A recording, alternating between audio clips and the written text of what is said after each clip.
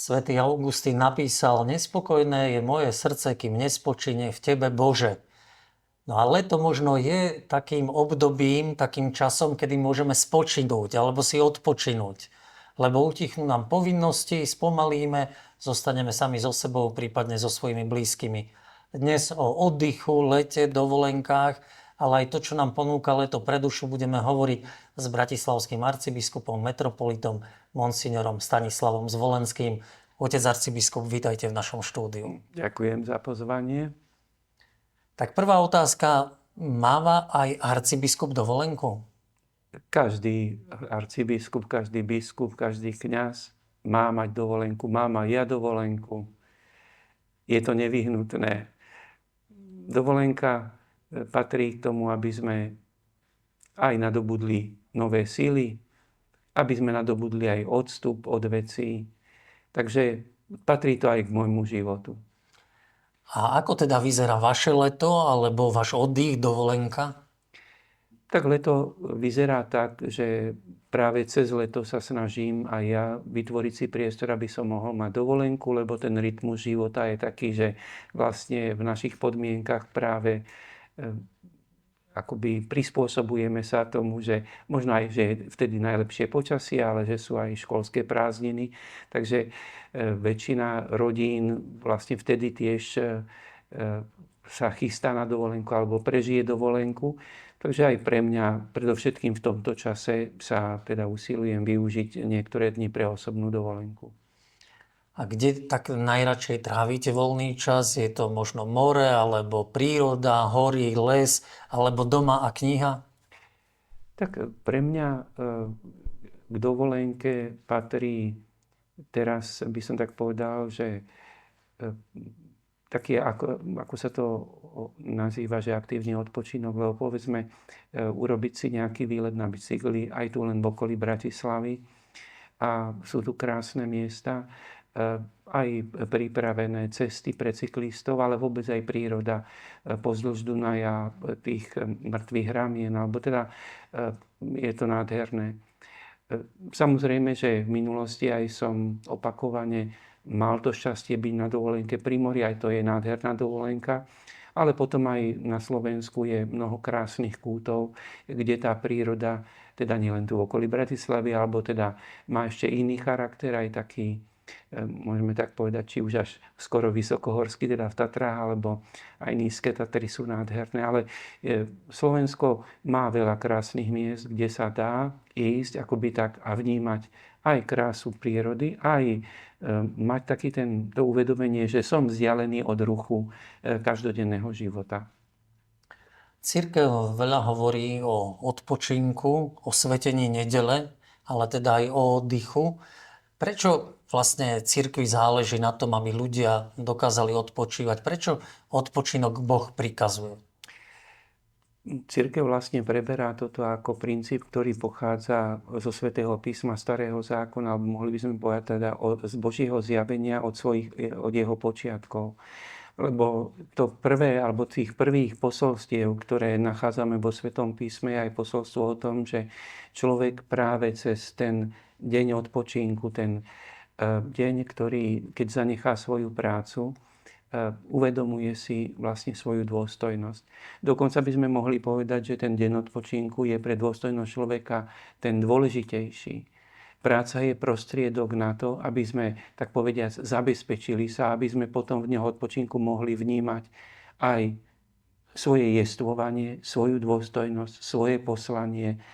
Čiže, tak povediac, ten odpočinok je, alebo tie chvíle odpočinku, tak ako ich zjednodušene nazývame, sú dôležitejšie ako tie chvíle práce.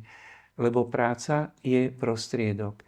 Isté, predovšetkým v spoločnosti, ktorá je zameraná na výkon, niekedy sa zdá, že ten výkon alebo to množstvo, čo urobíme, je to najdôležitejšie, ale je vlastne aj tento rok, nech by nám tie prázdniny a tie dovolenky, tie voľné dni pomohli znova uvedomiť si, že je to len prostriedok. Že dôležitejšie je to naše vnímanie života, náš sústredenie sa aj, uvedomenie si jedinečnosti svojho života, svojho poslania, svojej úlohy, nenahraditeľnosti. a potom aj vzťahov s tými najbližšími. Dnes mnohí ľudia ako keby nevedeli si oddychnúť. Neustále sú v práci. Dokonca keď oddychujú, odpočívajú, tak ako keby mali výčitky svedomia, že niečo zanedbávajú. Tak je to taký ten, môžeme povedať, ten prúd, ktorý nás unáša, lebo v tom prúde počujeme veľa podnetov, že aký je dôležitý ten výkon a ako potrebujeme byť neustále zaradení do toho procesu tej produktivity. A samozrejme to môže vytvoriť ten dojem, že nesmieme z neho vystúpiť. Áno, to je jedno z tých nebezpečenstiev, ktoré v súčasnosti prežívame a vlastne to šťastie spočíva cez tie prázdniny, že vystúpiť z tohoto myslenia alebo pokúsiť sa z toho vyslobodiť. Aj môžeme tak povedať metodicky, že vedieť sa akoby odpočinúť si od toho všetkého a možno aj, niekedy je to aj také, že vyskúšať si, že ten beh sveta naozaj aj bez nás pôjde dopredu a že ozaj dôležité je naše jestvovanie a naše životné poslanie a naozaj nie len ten výkon.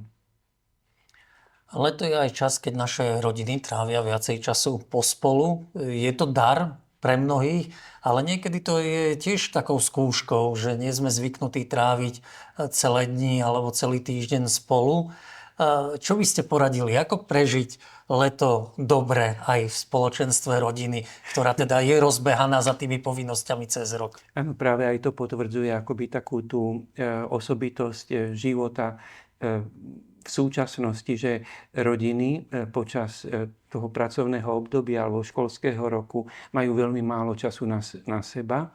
Potom istým spôsobom, že sa každý venujú svojim povinnostiam, aj keď sa vrátia či už zo školy alebo zo zamestnania. A tak povediac, keď nastanú chvíle odpočinku alebo dovolenka, alebo teda čas spolu, sú akoby viacej vystavení sebe samým. A nastávajú aj určité napätie alebo krízové situácie, ale nazval by som to, že to je aj dobré, lebo tam spoznávame tú pravdu o sebe samých. A aj keď to zabolí, ale to je ten pravdivejší pohľad na život. Lebo my popri tej práci, ktorá nás do istej miery akoby až tak urobí takými zotročenými tými povinnosťami, akoby zabúdame na tie vzájomné vzťahy, alebo nevládzeme ich rozvíjať. Ale tie vzájomné vzťahy majú väčšiu hodnotu. Znova by som povedal ten princíp, že to pracovné, to je prostriedok preto, aby sme my mohli žiť našu dôstojnosť. A k našej dôstojnosti patria aj tie vzájomné vzťahy manželov, rodičov, rodinné vzťahy v širšom rozsahu a potom samozrejme aj vzťahy medzi tie priateľstvá, ktoré sú medzi ľuďmi. Ale je to vzťah, je to o človek s človekom, tak povediac, spolu si sadne, rozmýšľa, alebo kráča, alebo beží, alebo jednoducho, tak ako to, dá sa povedať, tie možnosti, čo ponúka ten čas odpočinku, ale sú spolu a vlastne sa rozvíjajú vzájomné vzťahy. Čo môže pomôcť udržať takú práve pohodu tej rodiny?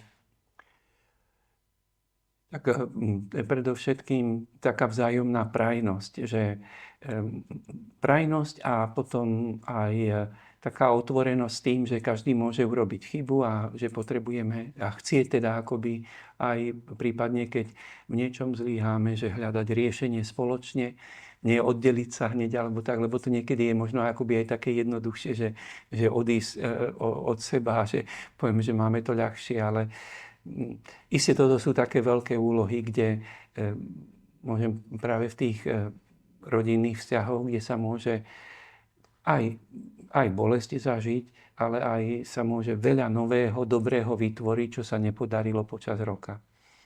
Oddych má byť od práce, od povinností, ale nie od Boha. Čiže je dobré si vytvoriť nejaký taký priestor naozaj pre modlitbu, pre Boha a nájsť si priestor aj navštíviť kostol, keď odchádzame do zahraničia? Tak nie je, áno, ľudsky povedané, že oddych od Boha, ale nie je oddych od Boha preto, lebo Boh je náš odpočinok. My istým spôsobom, že náš vzťah s Bohom je vlastne pre nás vždy odpočinkom. Keď naozaj úprimne prežívame vzťah s Bohom, on je vlastne chvíľou odpočinku. Čiže, tak povediac, ako by to nesedelo, že odpočívať od Boha, odpočívať od toho, ktorý nám dáva odpočinok, ktorý nám dáva pokoj, ktorý nás posilňuje, ktorý nám dáva istotu, že s nami počíta, ktorý vidí našu hodnotu, aj keď ju iní nevidia.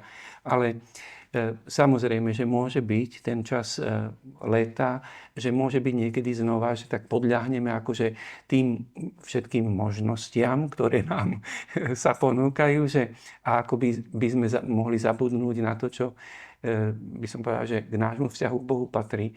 Takže samozrejme, že aj taká tá rozumné uvedomenie si aj na začiatku prázdnin je, že do môjho odpočinku, do mojich prázdnin, do môjho, môžeme tak povedať, relaxu nevyhnutne patrí aj prežívanie vzťahu s Bohom.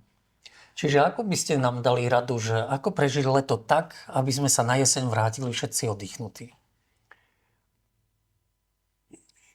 Tak aby sme sa všetci vrátili oddychnutí, to znamená prvé, že chcieť odpočívať, potom uvedomiť si, že odpočinok patrí k nášmu jestvovaniu, že prežívame tam svoju dôstojnosť, že to má byť radosť, ktorú vnímame, že naše jestvovanie má zmysel aj napriek tomu, že by sme mali nejaké ťažkosti v živote. Potom byť vďačný, že sme mohli vnímať krásu prírody aj tu len okolo seba, v blízkom okolí, alebo keď má niekto možnosť aj možno niekde v zahraničí.